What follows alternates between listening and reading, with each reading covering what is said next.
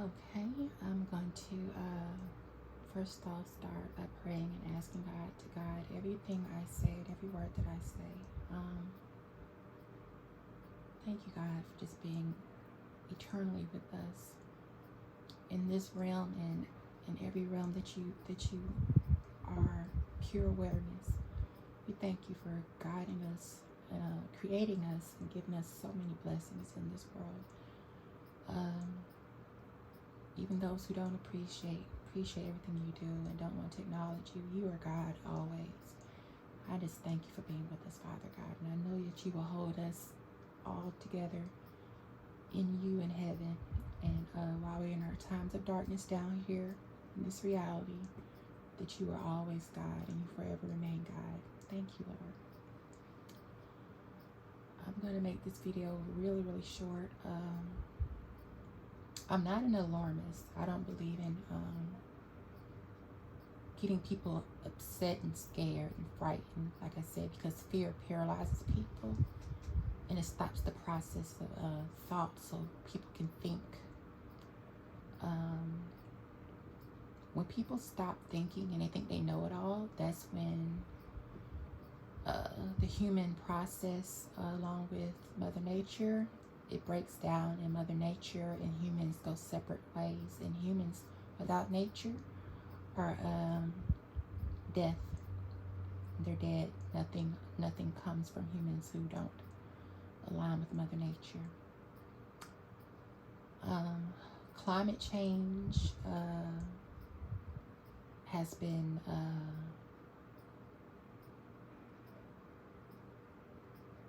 boosted in a sense. It's been energized by the separation of humans from nature. And you can say that even with nature and her rhythms and her cycles, that things flow in different ways where they naturally occur, yet human beings, like I said, have accelerated and been so far off the mark when it comes to Mother Nature that they have exacerbated the death process. And like I said, I'm not an alarmist. I don't believe in frightening people. Yet we have to have a sense of accountability and a sense of awareness. And like I said, I've been ringing the alarm. And just everything that I'm learning about the world and people, life experience, and just things I learned online, and just however I learn, God shows me, and I move with God, and God says, look at this and look at that. And I like to put things together. God gives me that ability, and I cherish that out of everything, even over life, just being with God, because God is life. So I can't say I cherish it over life because God is life. What I'm saying though is, with all the recent events of what's going on, like I said, 2020 is a bookmark. It's a magnifying glass to see what's going on here in America and maybe other places in the world. But I'm going to talk about America because it's where we are. Excuse me. Excuse me. Ooh, pardon me for that. Excuse me. I haven't been feeling my best, but I'm going to go ahead and talk. The purge is beginning. The purge in America is been going on silently, but like I said, with human beings being disconnected from nature, it's been exacerbated to the point where it's so noticeable that you can't deny it. I'm sitting in this chair. Okay. It's the chair. Sorry about that. Side note, when I used to watch people make their videos and they would make little noises and they'd be like, oh, excuse me. You wouldn't hear the noise. I don't know if you're going to hear that or not, but anywho, I'm sitting in this chair because I got tired of kind of just sitting in my bed. But the purge is beginning. And the reason I say that, because I understand that a lot of things, like I said, you have to press the stop button and you have to look at your surroundings and look where you're walking into. If you don't do that, you'll be walking into quicksand. And unfortunately, a lot of Americans have been so part of the rat race for so long, trying to survive and keep up and live, that um, a lot of us have been distracted. A lot of people have been distracted from what's going on with Mother Nature and just the world that we live in. The purge is happening.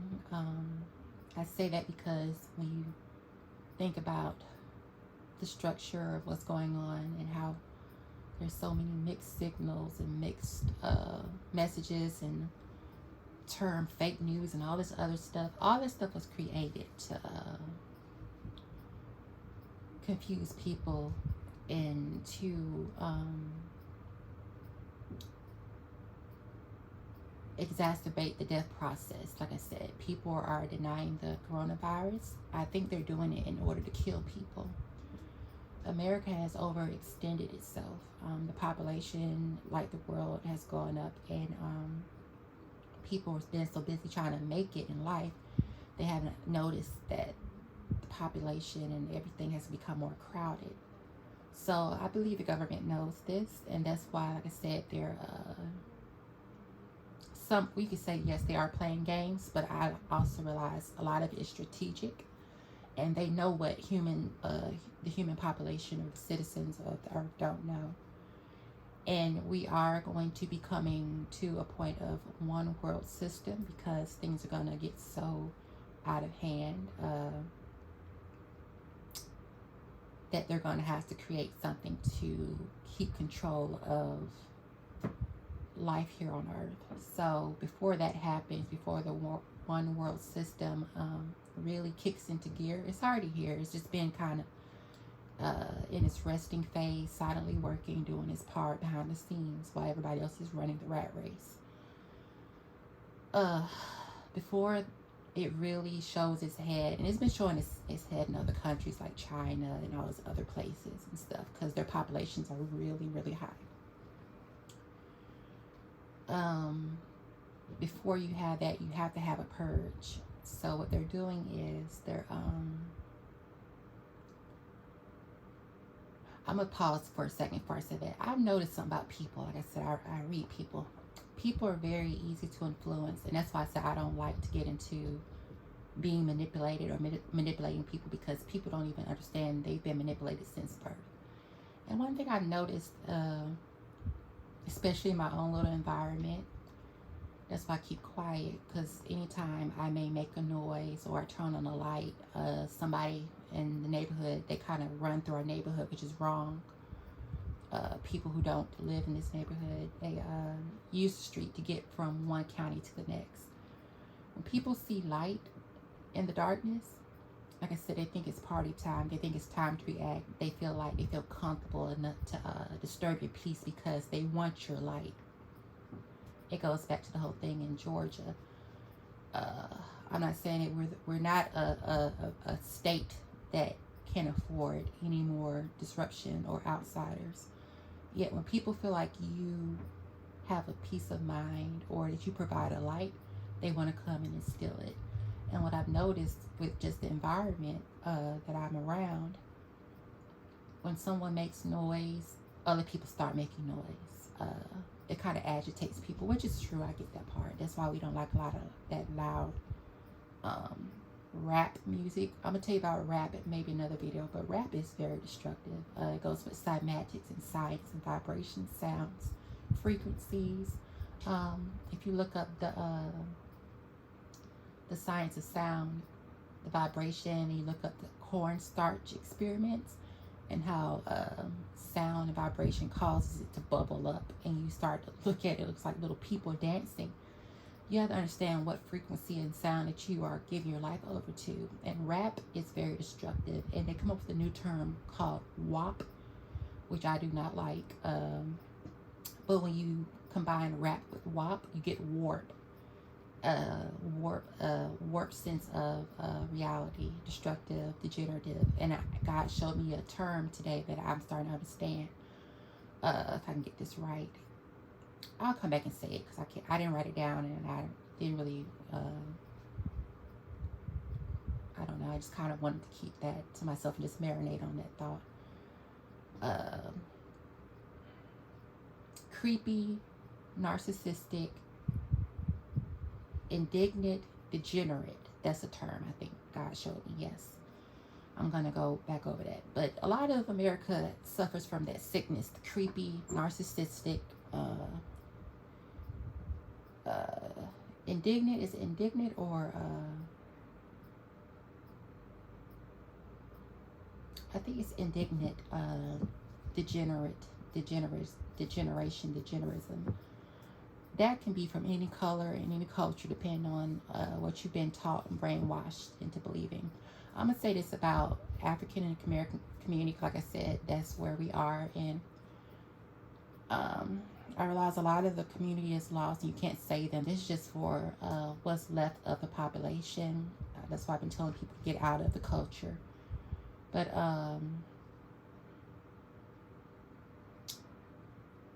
the African American community is going to suffer the worst. There's going to be a civil war that might be started, and I really am afraid for the African American community because I don't want us to be the casualties of this battling that's about to start, the purge. So one reason I tell people to stay out of the state of Georgia, like I said, because we are in the deep South, and racism is used to keep people out of your territory. And if the descendants and ancestors of the Confederacy and their people start to feel like they're being encroached upon, it's going to start a massive purge, a civil destruction. Going back to what I said, when people hear sound, it causes other people to react, and everybody start moving, and they have this reason to feel like they have to move, which I get because sound does vibrate, and it causes, if you're resting, it can cause discomfort in your position of rest. I was watching something today about hamsters and how if they have the wrong diet, they're grown into the wrong diet or culture. Whenever they hear sound, they become disruptive to the point of even eating their own children. It's crazy, right? The reason I'm saying this goes back to European territory fighting and all of the dark ages and the cold and all that disease and stuff. Over here in America, we have the descendants of that interaction from Europe, and it hasn't gone away. It's been a tool to solidify people's spaces within America. The reason I'm saying stay out of the state of Georgia because we are the center of civil rights. That's the stability of all ethnicities within the country.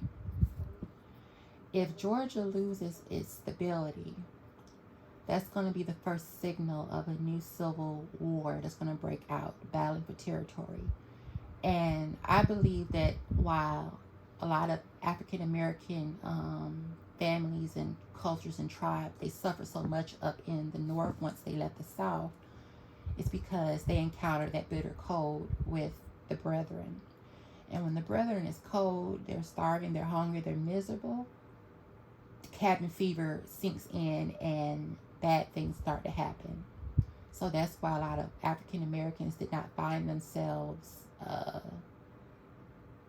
in a place where they felt like they could thrive. They felt like outsiders even outside the North. And because of that, that caused a degeneration of culture, violence, black on black crime, because like I said, how they were treated, they started to treat each other. This is why we have to get outside of that black, I don't like saying black, African American culture, because on top of the rap, the degeneration, the introduction of drugs, low social standards, poverty,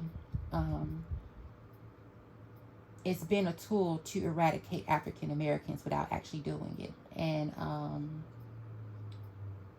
you can talk about police brutality, which is very true. That happens. That's a fact. That's not a rumor, or that's not a fantasy or a dream. It's been a tool to get rid of not only the degenerate part of African American community, but also as a tool of oppression and suppression for the entire community. And that's why I tell people within the African American community, you have to stop listening to this rap and all this stuff that tears you up. This culture of praising poverty and drugs and gang violence and sexual perversions and all this other thing, human trafficking and abuse of women within the culture, because black men have overwhelmingly become the oppressors, the new oppressors of the black community and anything within it, because that's their way of trying to have equality with the brethren. But they don't understand that. Some do, some don't. Some don't care. But that's the problem within the black community that traps us, is the oppression from outside and inside. And that's why I don't consider anymore us to be a community, because we all, like I said, came from different tribes within a continent called Africa, which has actually a different name. Alba, I forgot the name, Albajira or something like that. I'm gonna look it up.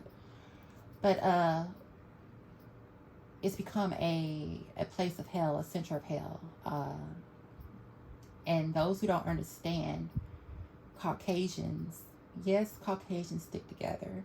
At the same time, you have to understand the different cultures within the Caucasian race. And sometimes they don't talk about it, sometimes they do, but everybody stick together because they came from up north and they had to stick together. Up north in Europe. Yet there is facets and levels within the Caucasian community. All Caucasians don't have the same ethnicities. Just because you are Caucasian skin tinted does not mean you have the same culture or ethnic background. It's just easier to stick together in a new world that way. But like I said, you have Italians, you have the Jews, you have Norwegians, the Nordics, all types of Caucasian, even Russians, Siberian Russians. And so what I've learned now is I'm not saying that I won't date any more black men. That's all I really dated is African American men, and I've been abused by African American men to the point where I don't want to say it like this, but I am terrified of dating them anymore. I feel like I poured so much into, and I like to say, support the black community and black owned businesses. But what I've learned is all the money I've spent supporting, the local black man business, I've come up with nothing in return. Nothing has been given back to me in return. It's usually they take your money, like I said, with narcissism of any color, but within the African American community, they take your money, use you, and discard you, because that racism and that self-hate and that thievery mentality has been so ingrained to the community that anything that is within the community is destroyed. So I'm not racist. Of course, that's not my thing. I think I'm more of a culturist, where I see the culture of people is what is the problem. It has nothing to do with your blackness or your African Americanness. It's more about how you were raised. That being said, it's been so poisonous where I really don't see myself wanting to give any more of my energy or time to any type of African American man. Unless it's an African man, I might date an African man. Actually, I did date an African man who was half African and half African American. He was really good to me, but at the same time, a little bit controlling. But he was, to me, the best African American man I've ever dealt with, because he came from a different culture, different upbringing. That being said, not to put African American man down, because I understand the plight, but by me understanding the plight, I've been used and abused like a spoiled child who wants to get their way and know how to manipulate their parent. That's how black men have become. They future fake. They put on this fake smile, these games, they call it players and pimps and the games they play. I'm not going to go into depths on it, because like I said, the black man is suffering enough and I don't have to put them down. I just speak to hopefully save the generations that are coming in. Like I said, I lost my uncle. He's African American male. He was an upstanding African American male. He had his own hardships. He went through a lot. And me as a kid growing up, I saw what my uncle went through. I saw his challenges, and I saw how he really dedicated himself to overcoming those challenges, even by going to rehab. And as a kid, me seeing him do that changed his ways. I didn't see the dark sides of my uncle. He always kept that away from me because that's his love for me. He's a father, my dad, like a daddy to me. Yet when I heard of his troubles and I realized that he wanted to go to rehab, I was one of his biggest fans. I would go to his celebrations, his sobriety celebrations. I believed in him. And I believe not all black men are that way, but the ones who do want to change, and I saw the change in him. And I can tell you, you'll know the change between who does and who doesn't. He was the ones you know he does because he was the eldest sibling out of 4. Big brother, my grandma's oldest baby. His father, my mom's father, my uncle's father, was shot when they were kids. He was killed. My mom was 1 year old. So she didn't get to know her father. That's why I said, even when it comes to my mom, I do not look at her in any type of different way. You say all this other stuff about, why this and why that. It goes beyond even my birth. This is generational type stuff. So he was shot and he was killed, which left my grandmother with 3 kids at the time. And she was young, but she's always been working. My grandmother been working since 16. And she's a country girl, but she's a Southern belle. She's so sweet. She know how to dress sharp, church lady. She raised her babies. She ended up getting remarried and had the youngest child, my auntie Tracy. That's how I was introduced to the lifestyle within the gay culture, because my auntie's lesbian. So I grew up in the lesbian community, which I felt a lot more protected within that community, instead of the gay male and that gay world type of stuff, because gay men, they're a lot different. Lesbians are a lot different. They have a lot in common, but with the lesbian world, it's more of a mothering, nurturing type of situation. So I've always felt more comfortable being within the lesbian world. It's a sense of class about that. I've always felt more comfortable being in that world. I'm more related to the lesbian world. That's what I'm going to say. But outside of that, back to my uncle.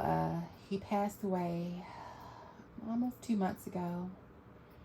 Early this year, I went to go see him. I was having issues with my brakes. I need to get my brakes replaced. So his stepson fixed my brakes for me. And during that time, I got to spend more time with my uncle. We played games. We talked. I would sit with him. I literally could sit with my uncle all day and talk to him because we had the type of connection.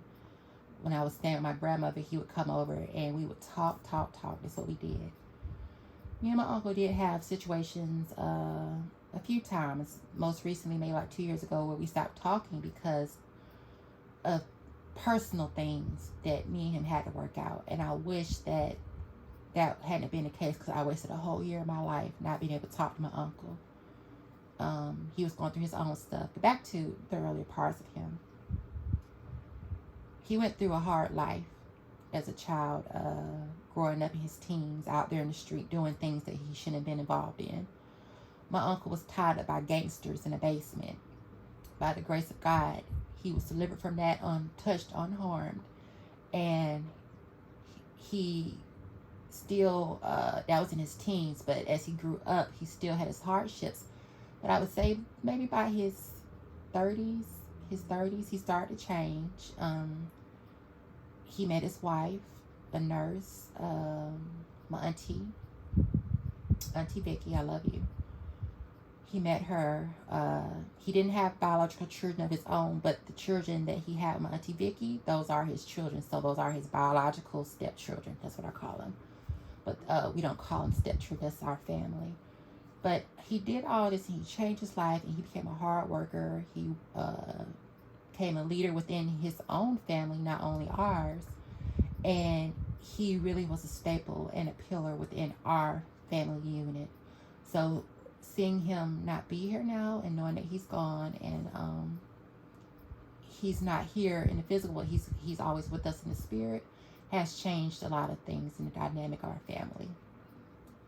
That being said, he was one of the good African American men that wanted to do different and change their lives. He was a protector, very protective.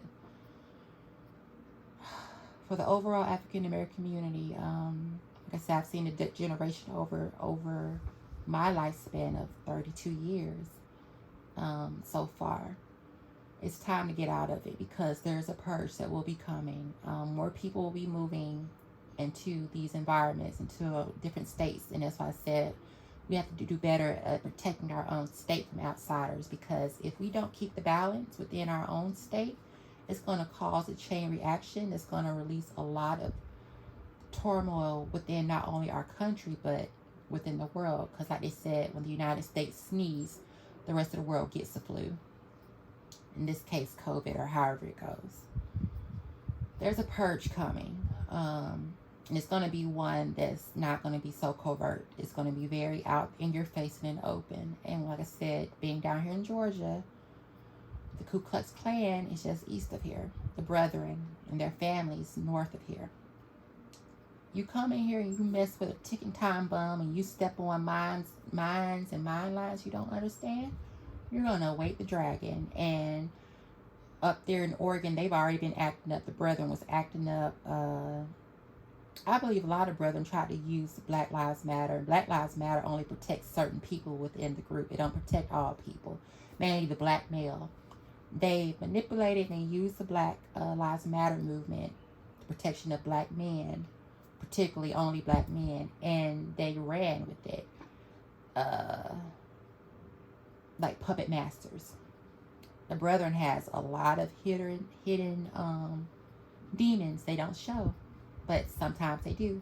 And ever since that's been breaking out, the riots on both sides, African American communities, not the whole, let me take that back, not the African American community, certain tribes, that's not the whole totality of African American community now. The tribes, certain tribes, that's who did whatever they felt, and maybe they did it because of their oppression within their communities, which is totally understandable. Yet you have to control and keep yourself under control. You have to balance your emotions with your logic. You have to move with both balance, because if one is more than the other, then you spin out of control. That being said, it does not negate the fact that the Brethren are acting up too. So that signals that tensions are running high on both sides.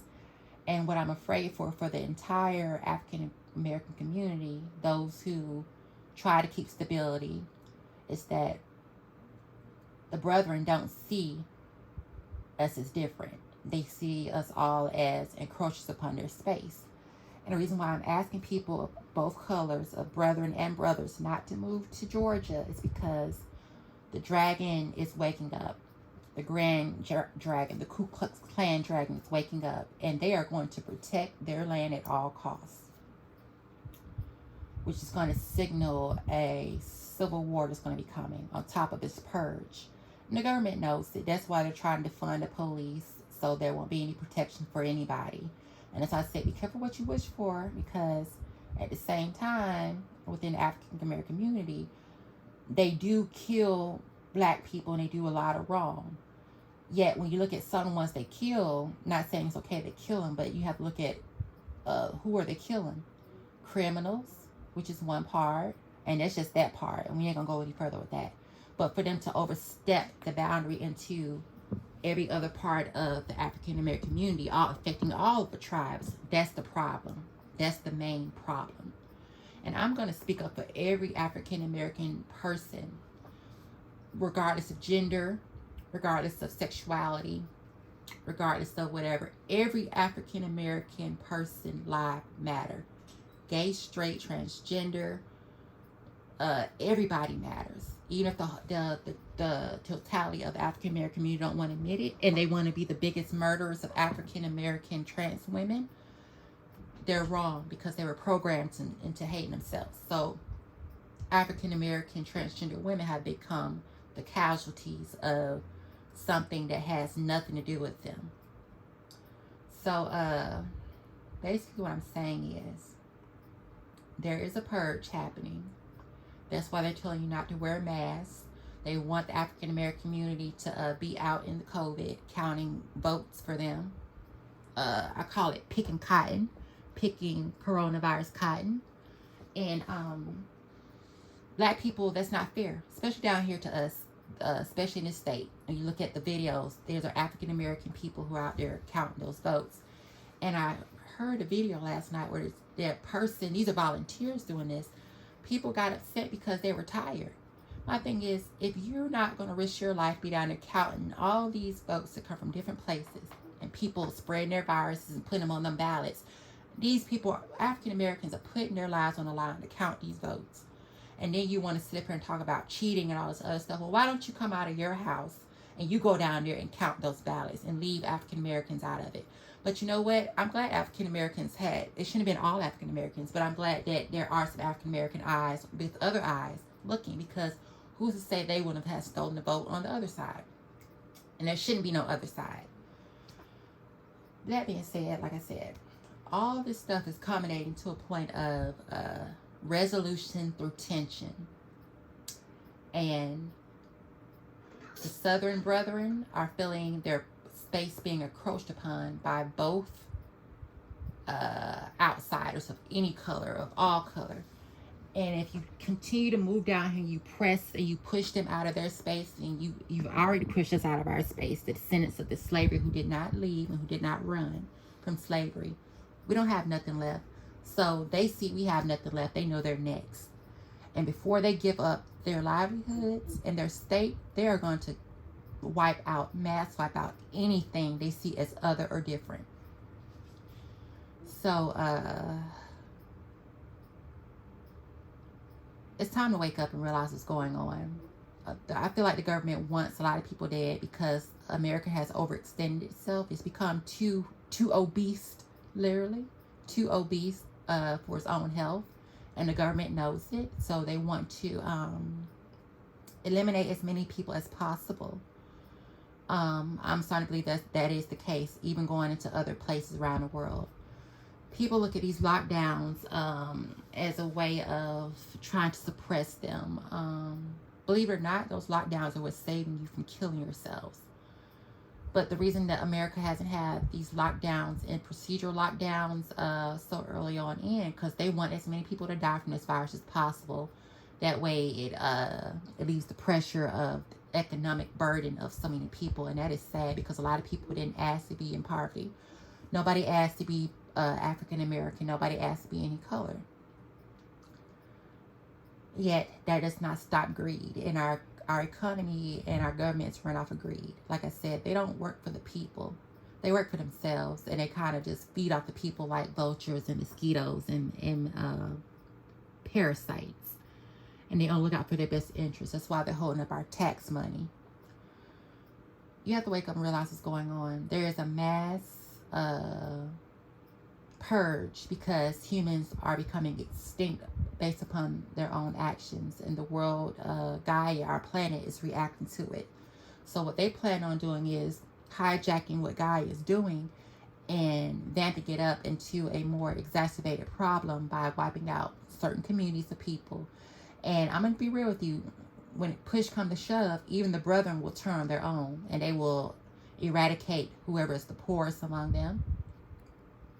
The ones that they quote unquote call poor white trash. And I don't like that term. I don't like derogatory terms of no types. I think that's very humiliating to. Now, unless people are acting like that and act like degenerates, then you say that. But I don't even like calling people. Prime example: when I was young, my daddy referred to a homeless person and he called them a bum, and I did not like that. I did not like that. I was a kid, and I said, "Daddy, why are you calling them a bum?" I'm thinking a bum like something that explodes, which horrified me. I'm like, why would you call them that? Why would you want them to die? That's evil. He explained to me what he was saying, and he said a person that basically he was trying to call them a degenerate, but homeless people are not degenerates. Degenerates are degenerates. Homeless people sometimes become homeless because of the circumstances of the environment and the government that creates these policies to make every person of every color homeless. And I thank God when I was a kid, and God showed me that even as my father was trying to explain it to me, I still didn't like the term, because then the way he described it made it even worse to me. I'm like, Daddy, that's not nice. So I'm not saying my daddy's not a mean person. He's not a mean person. He's very militant and structured. So my father, he's a good person. He's not a mean person. He's just very OCD, very strong-minded, and that's who he is. But it's just not right what's going on. And I feel like a lot of people who did not choose this life, who did not choose to be American, who did not choose to be any specific color of any ethnic status, are suffering because of the greed and the corruption of both parties of people. There is no middle ground. There is no purple statism. Everything is one-sided, either blue or red. All of this stuff being said, now I'm going to say that because all of this stuff is being said, there is a disadvantage of power. There's a power struggle. And when you have power struggle, you have openings and orifices for greed and corruption to come through. So America is about to go through some really hard stuff because winter is coming. And when I say winter is coming, like in Game of Thrones, I'm not saying just for 1 year. Winter is coming back all over the earth. Earth is taking back her mercy and her grace, and she's eradicating a lot of different things because humans have become so out of hand and such a plague upon the earth that Mother Nature has to do her thing.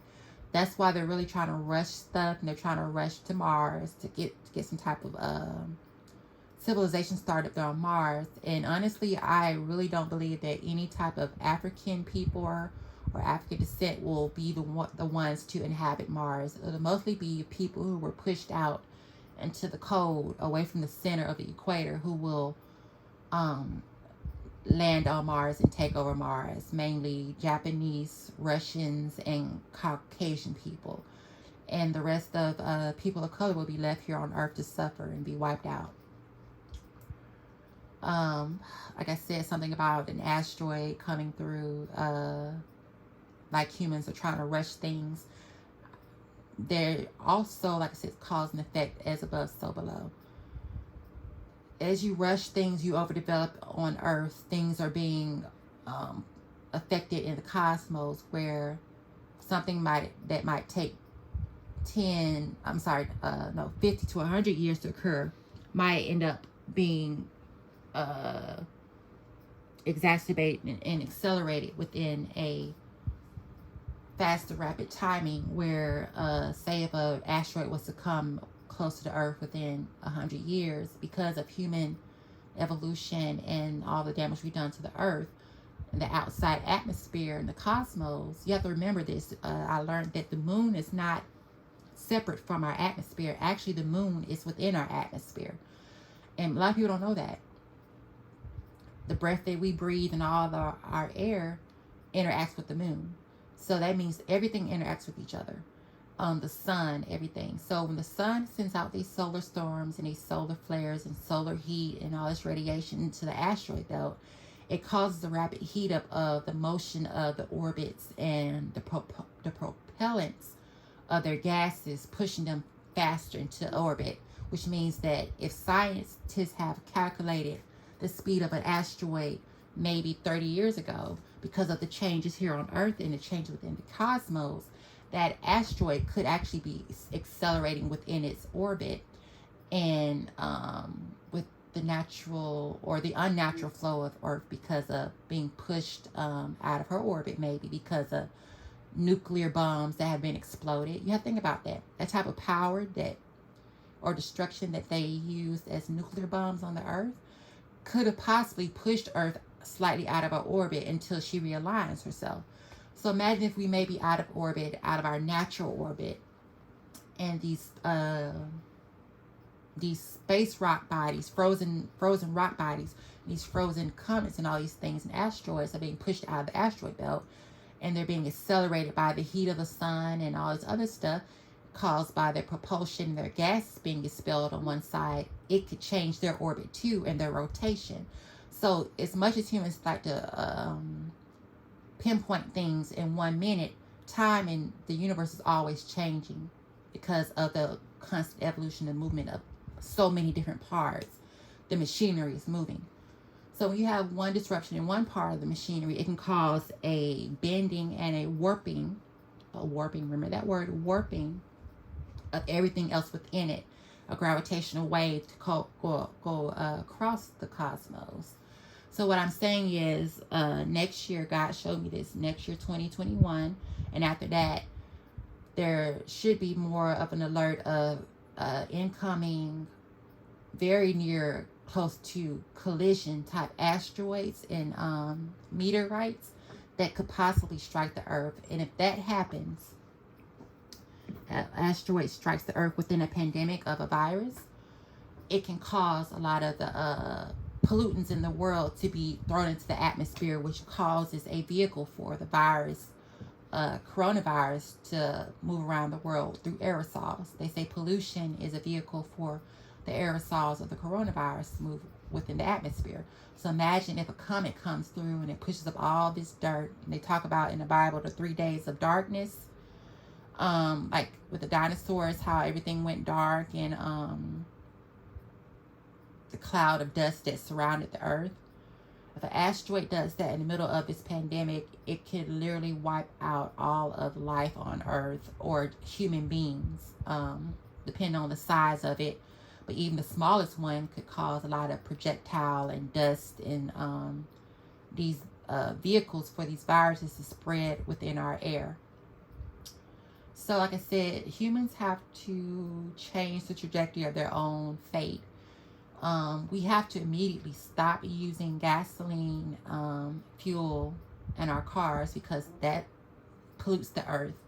All of the gasoline and the pollutants, the dinosaur fuel, like I said, the necromancy of dinosaur fuel and dinosaur bones, all this other stuff, what was cast out by God years ago, have been raised and necromanced by human beings, raising the dead. So when you raise the dead within your earth and everything you breathe, you literally become a planet of death, a virus, a human virus.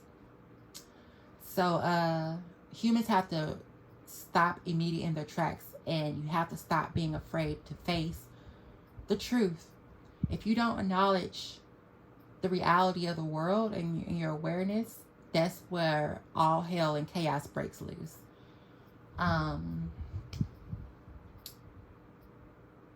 And scientists in the government, they all know this. That's why they're trying to eradicate a lot of the population and let a lot of people die. I believe they knew that in Sweden too. That's why they did what they did. They didn't even care. Maybe they didn't know, but I feel like the first thing they did with that whole quote-unquote herd immunity, you really can't truly have complete herd immunity without some type of protection, which is called the vaccine. And the way that this virus is replicating and moving beyond the time frame that humans can keep up with, that's why they're trying to rush it. Just because they have this one vaccine, which may be like a sketchy, patchy vaccine, it may only stop one type of virus. But as the virus mutates, especially through all of this radiation poison that they're putting into our atmosphere and into the waters. In Japan, they're talking about releasing radioactive water from Fukushima, the earthquake that happened, tsunamis back in 2011. And they're talking about releasing this into an already polluted and toxic ocean that humans have toxified. The world is dying, and it's because humans are killing the world. But Earth is not going to eradicate herself for human beings. She'll just get rid of human beings. That's the balance, the checks and balances of life, especially in our cosmos and here in the Earth.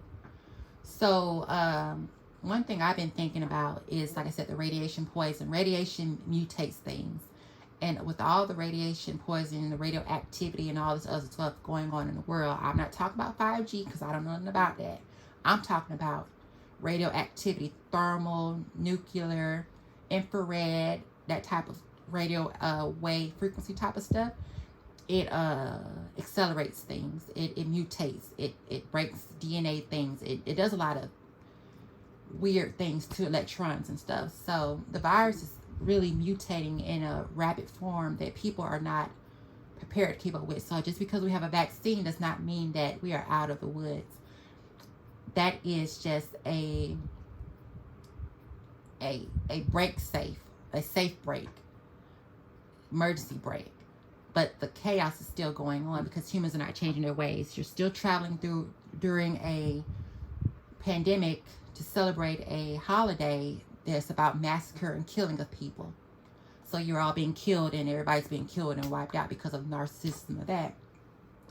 Nobody's learning from their history, and I say this about African American community. I know that African American people don't know their history because they celebrate Thanksgiving, and if you knew your history, you would not celebrate Thanksgiving.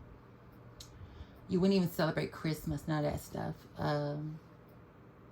You praise the Lord, thank God for Jesus, because Jesus did exist, and Jesus existed in a olive state type tint, if you get what I'm saying. Jesus was a person, that's what they said, person of color, according to the Bible. Hair of wool, skin of brass.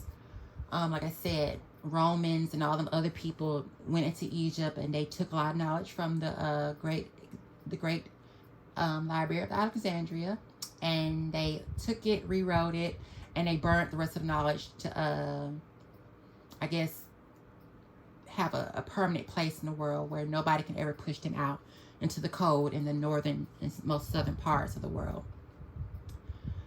All of this being said, because I'm coming to realization that there is knowledge that is known that most people don't know. But if you look at everything that's going on, it's all culminating to a purge, because we are in a serious, dire situation as a human species, where human activity is killing other animals. They're killing the minks. They spread the coronavirus to the minks, and they want to kill the minks, and that is so sad. And humans are going to pay for that. Humans have to immediately stop using these fossil fuels. You have to get on solar power, wind, if possible, hydro in moderation. Don't try to overdo it like the Indians are doing in India. Not Native Americans, India people. They're building these huge hydro dams, and even in China they have these huge hydro if I'm saying it right, I can't think in my mind. Hydro dams, water. And when you upset the balance of water and you don't understand the gravity and the physics of it, then you produce droughts, because the natural flow of the earth is what keeps the cycles going. The mid-Atlantic current, the salt flow, the fresh water, and all this other stuff is all balanced, and humans have thrown it all off. So we have to find new ways of having source and energy that does not disrupt the flow of Mother Nature and her natural flow. You have to go along with her flow. So we have to start doing things in moderation and not overly globalizing, because when you overly globalize, it's called the Industrial Revolution. And the Industrial Revolution is a part of the detriment to the climate change.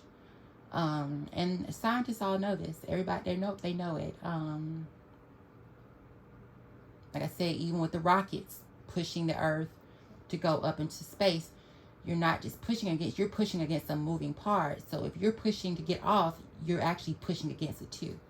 You know what I'm saying? You're not pushing against a stationary, floating heavenly body in the cosmos.